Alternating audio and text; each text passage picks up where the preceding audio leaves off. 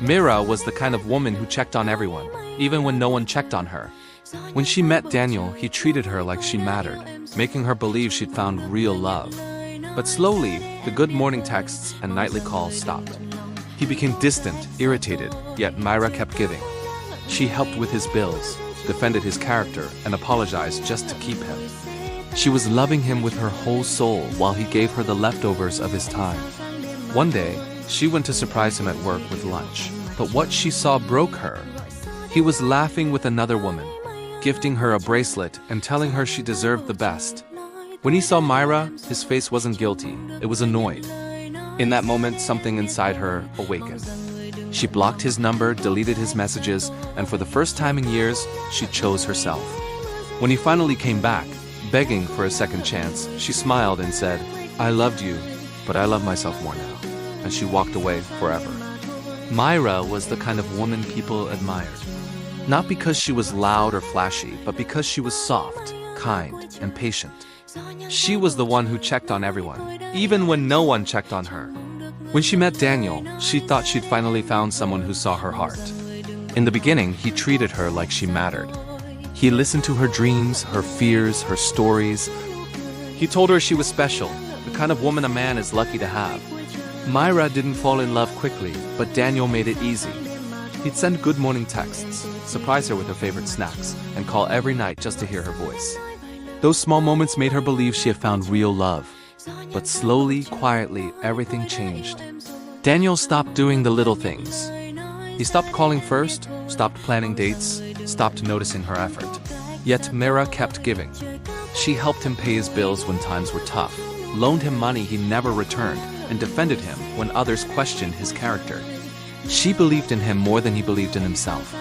But Daniel began to treat her not like a blessing, but like a backup plan. Whenever she asked why he'd become distant, he'd get irritated. "Why are you always nagging? You make everything a big deal. Why can't you just trust me?" And so she apologized every single time. Not because she was wrong, but because she didn't want to lose him. She convinced herself that if she just loved him harder, things would get better. She lowered her standards, ignored the red flags, and made excuses for him. She was loving him from the depths of her soul while he was giving her the leftovers of his time. Still, she stayed. One evening, Myra planned a special dinner. She cooked his favorite meal, lit candles, and waited, excited to surprise him. 15 minutes before he was supposed to arrive, he texted, "Something came up. Can't make it. No apology." No explanation. Just those 4 words.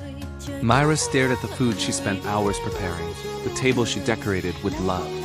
A heaviness settled in her chest. But even then, she forgave him, telling herself, "He's just stressed." But a small voice whispered, "You're giving too much, Myra." And receiving too little, she pushed that voice away, not ready to face the truth. Until the day she went to his workplace. That day changed everything. She'd taken a taxi across town, holding a warm lunch she'd made, believing a small act of kindness could spark things again. But what she saw shattered her. Daniel was smiling, laughing, leaning close to another woman.